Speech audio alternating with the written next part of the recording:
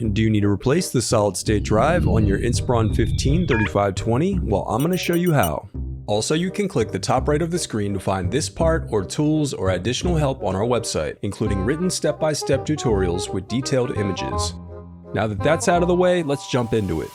First, unscrew the bottom base cover.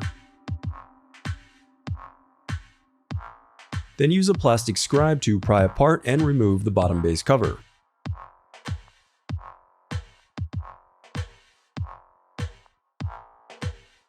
To prevent static discharge, I recommend disconnecting your battery before moving any further.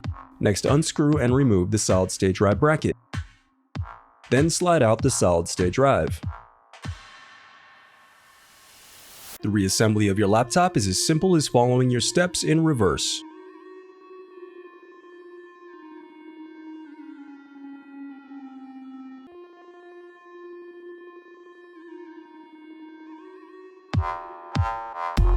If you still need help, you can visit partspeople.com and view printable DIY instructions to help you along the way. We also have playlists of thousands of Dell tutorials for hundreds of different models, so keep checking back.